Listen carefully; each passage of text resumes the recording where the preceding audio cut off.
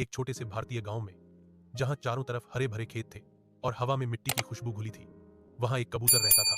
नाम था पिकू। पिकू बाकी कबूतरों से थोड़ा अलग था।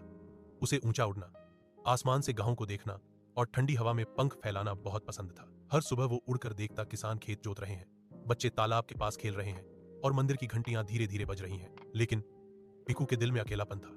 वो देखता था कि लोग अपनी गाय, बकरी और मुर्गियों की देखभाल करते हैं, पर किसी को कबूतरों की परवाह नहीं।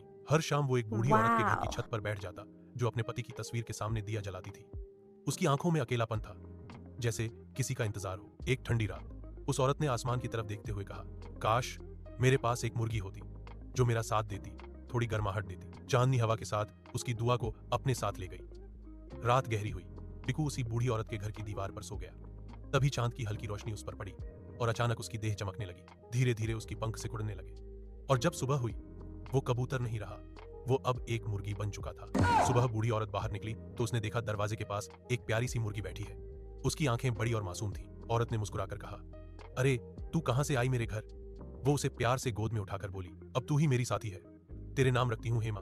धीरे धीरे हेमा, जो पहले पिकू थी, उस औरत के साथ रहने लगी। वो उसके पीछे पीछे हर जगह जाती, कुएं तक, खेत तक, मंदिर तक। हर सुबह वो अंडे देती और हर शाम औरत उसके पास बैठकर बातें करती। अब पिकू को समझ आया कि उड़ान ही खुशी नहीं होती, साथ भी जरूरी होता है। औरत रोज उसे पुकारती, हेमा तू मेरे लिए भगवान का तोहफा है। दिन बीतते गए, मौसम बदले, पर उनका रिश्ता और गहरा होता गया। लेकिन कभी कभी जब रात को चांद निकलता, हेमा आसमान की ओर देखती।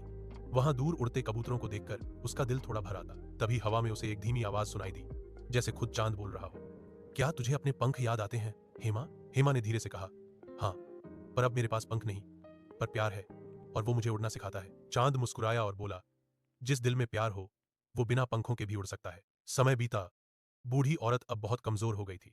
एक दिन उसने हेमा को गोद में लिया और बोली, तू मेरे लिए परिवार बन गई हेमा, तूने मेरा दिल भर दिया। उस रात वो औरत शांत होकर हमेशा के लिए सो गई।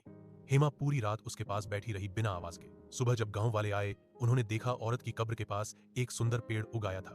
वो पेड़ हर सुबह फूलों से भर जाता। हेमा रोज उसके नीचे बैठकर धीरे धीरे बोलती, जैसे अपने पुराने साथी से बातें कर रही हो। कुछ महीनों बाद एक रात फिर चांदनी पेड़ पर उतरी और हेमा के पंख फिर से चमकने लगे।